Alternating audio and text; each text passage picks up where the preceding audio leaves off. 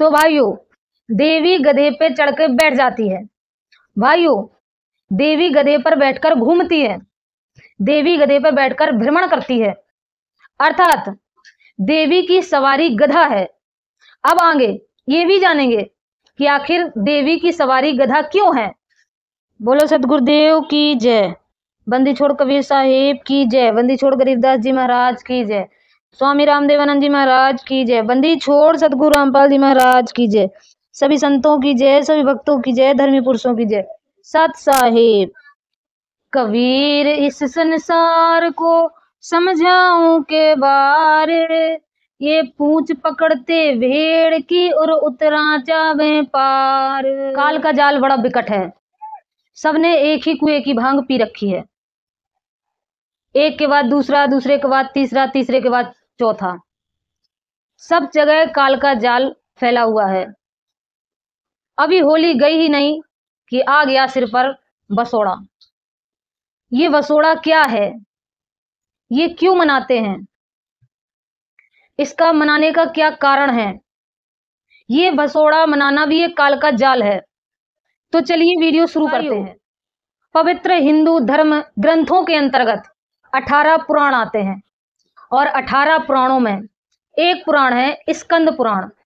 स्कंद पुराण के अंदर आता है माता शीतला का जिक्र। माता शीतला जिनको अति प्रिय है बसोड़ा, जिनको भोग लगता है बसोड़े का, और माता शीतला बसोड़े के भोग से हो जाती है प्रसन्न। तो भाइयों अब जानेंगे कि ये बसोड़ा आखिर है क्या। तो ये बसोड़ा एक दिन पूर्व बनाया गया भोजन, जो माता शीतला को 9 वेद के रूप में अर्पण किया जाता है, और माता शीतला इसको प्रसाद रूप में ग्रहण करके अति प्रसन्न हो जाती हैं। तो भाइयों अभी आपने जाना कि बसोड़ा क्या है।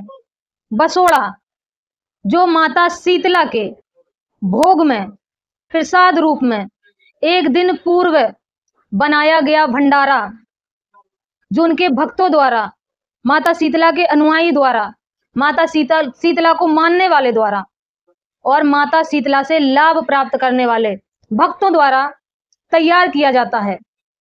और एक दिन पूर्व बनाया हुआ प्रसाद भंडारा दूसरे दिन जब बासी हो जाता है तो माता शीतला को उनके भक्त, उनके अनुयायी अर्पण करते हैं। उसी को कहा जाता है बसोड़ा, जो एक दिन बासी भोजन होता है। अभी आपने जाना कि क्या है बसोड़ा। जो एक दिन पूर्व भोग प्रसाद तैयार कर लिया जाता है और एक दिन बासी हो जाने के बाद देवी को अर्पण किया जाता है, उसी एक दिन बासी भोजन प्रसाद को हम बसोड़ा के नाम से जानते हैं। उसने यहीं पर खड़ा हो जाता है कि आखिर देवी को ये बसोड़ा चढ़ता ही क्यों है, क्या राज है इसके पीछे, और कौन है ये शीतला माता।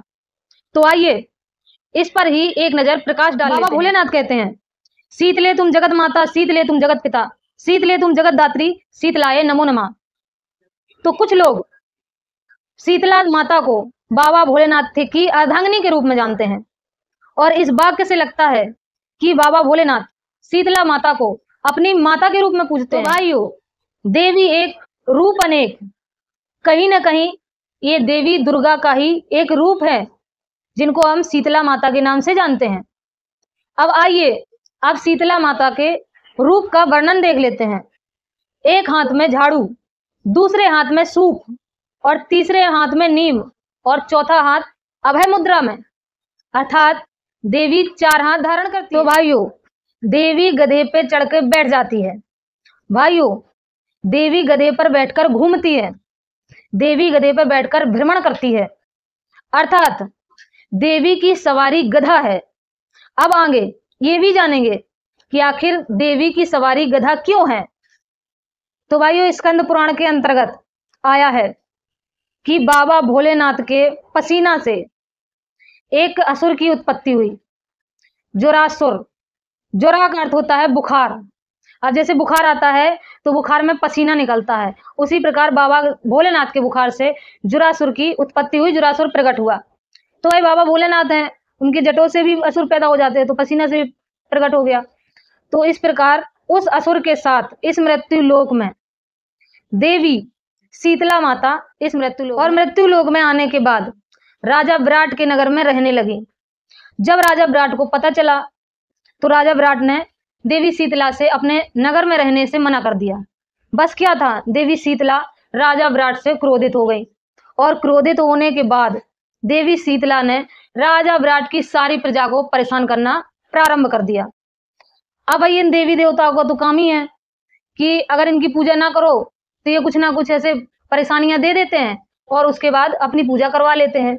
अब 33 करोड़ देवी देवता तो पहले से ही अपनी डेरा जमाए हुए थे, अब इनको भी अपना स्थान पाना था। तो इनने क्या किया, इनने किसी को चेचक दे दिया, किसी के शरीर में फोड़ा फुंसी हो गए, किसी को हैजा हो गया, किसी को कोई रोग, किसी को कोई रोग, सारी प्रजा परेशान हो गई। अब जब प्रजा परेशान हो गई तो राजा भी परेशान हो गए। अब राजा परेशान हुए तो राजा पहुंच गए देवी जी को मनाने, पहुंच गए शीतला माता के पास।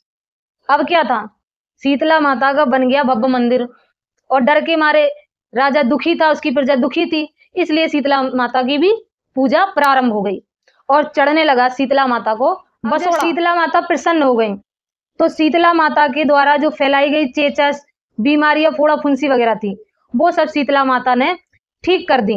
अर्थात ये सारी प्रोडक्ट जो शीतला माता ने फैलाया था वो शीतला माता ने समेट लिया और शीतला माता की पूजा प्रारंभ हो गई।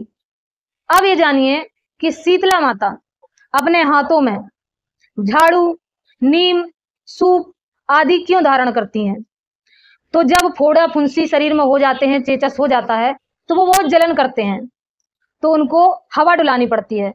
तो पहले के टाइम में, पहले के समय में पंखा आदि तो होते नहीं थे, हाथों से ही हवा डुलाई जाती थी, इसलिए शीतला माता सूप लेके आई थी कि उससे फोड़ा फुंसी पर हवा डुला दें।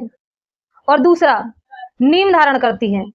तो जब फोड़ा फुंसी होते हैं तो उनमें बैक्टीरिया होते हैं, तो नीम एंटी बैक्टीरियल होता है, तो उससे भी फोड़ा फुंसी के जो बैक्टीरिया होते हैं वो नष्ट हो जाते हैं। और झाड़ू शीतला माता इसलिए धारण करती थी कि घर में सफाई रखो, तो सफाई रखने से जल्दी ये सारे रोग ठीक हो जाएंगे। अब बात आती है कि शीतला माता गधे की सवारी क्यों करती हैं। तो गधे की सवारी इसलिए करती हैं कि गधा जो लीद करता है उसमें माना जाता है कि फोड़ा फुंसी ठीक होने के बाद जो दाग बच जाते हैं, अगर गधे की लीद से स्नान किया जाए, उन फोड़ा फुंसियों पर रगड़ा जाए, तो वो चेचक, फोड़ा फुंसी आदि के जो निशान, जो दाग होते हैं वो ठीक हो जाते हैं।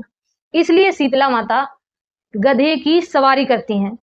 अर्थात शीतला माता पहले ही ये सब अपने साथ लेकर आई थी, क्योंकि वो जानती थी कि मुझे अपनी पूजा करवानी है तो मुझे ये सारा जाल फैलाना पड़ेगा, सबको फोड़ा फुंसी, चेचक आदि देने पड़ेंगे, फिर उसके बाद ठीक भी करने पड़ेंगे। तो ये सारी सामग्री वो पहले अपने हाथों में धारण करके आई थी और गधे की सवारी करके आई। तो भाइयों, 33 करोड़ देवी देवता पहले से ही अपनी अपनी गद्दी बनाए हुए थे, अपनी अपनी मौजूदगी में थे, लेकिन शीतला माता को भी अपनी गद्दी बनानी थी, तो उनको भी कुछ ना कुछ जोड़ जुगाड़ तो करना ही था।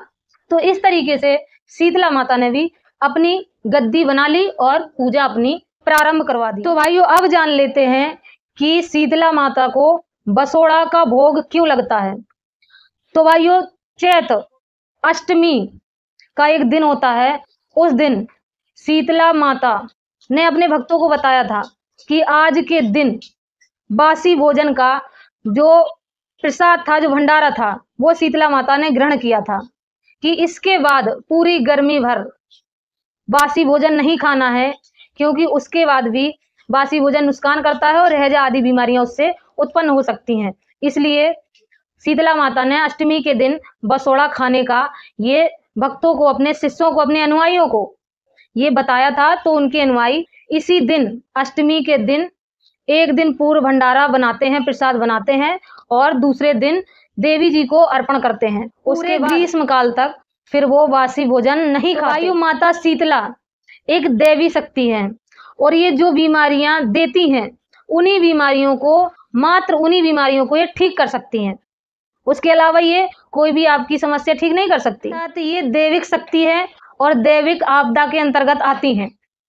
और अगर हम पूर्ण गुरु, पूर्ण सतगुरु से नाम दीक्षा ले लेते हैं तो आदि दैहिक, आदि भौतिक, आध्यात्मिक तीनों तरीके के ताप नष्ट हो जाते हैं और हमारा जीवन, हमारा शरीर, हमारा परिवार सुखमय हो जाता है। भाइयों, आपने देखा होगा, आपने नोटिस किया होगा कि शीतला माता के मंदिर में बहुत सी औरतें मुंडी हिलाती हैं, बाल खोल के हिलाने लगती हैं, और कोई कहता है कि मैं ये हूं, मैं वो देवी हूं, मैं वो हूं, मैं वो प्रेतनी हूं। इस तरीके से वहां पर प्रेत पूजा प्रारंभ हो जाती है। इस पर आदरणीय गरीबदास जी महाराज कहते हैं, पूजे देई धाम को शीस लावे जोर, गरीबदास सांची कहे हद का फिर है शोर।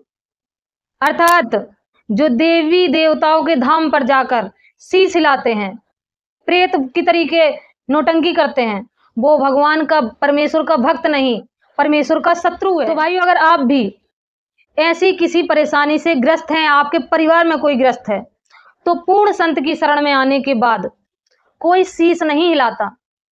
पूर्ण संत के पास कोई भी भूत प्रेत भटकता तक नहीं, कोई भी मुंडी हिलाकर बेहोश नहीं होता, सब होश में रहते हैं और भूत प्रेत दूर से ही गायब हो जाते हैं। आदरणीय गरीबदास जी महाराज कहते हैं, माई मसानी सेठ शीतला, भैरव भूत हनुमंत, और परमेश्वर इनसे दूर है जो इनको पूजंत। अर्थात जो माई मसानी, सेठ शीतला और भैरव भूत हनुमान इनकी पूजा करते हैं, उनसे परमात्मा दूर रहते हैं। अर्थात वो मनुष्य जन्म में कभी भी परमात्मा प्राप्ति नहीं कर सकता। तो भाइयों, अगर आप परमेश्वर को चाहते हैं, परमेश्वर को पाना चाहते हैं, तो एक पूर्ण संत की शरण में आए, क्योंकि परमेश्वर कहते हैं, एक साधे सब सदे, सब साधे सब जाएं, और माली सींचे जड़ को, फूले फले अघाए। तो भाइयों, आपको भी आर्थिक लाभ, शारीरिक लाभ और सांसारिक लाभ और मरने के उपरांत मोक्ष प्राप्त करना है, तो आज ही पूर्ण गुरु जगत गुरु तत्वदर्शी संत रामपाल जी महाराज से निःशुल्क नाम दीक्षा लें और अपना और अपने परिवार का कल्याण करवाएं। मिलेंगे नेक्स्ट वीडियो में, तब तक के लिए सत साहिब।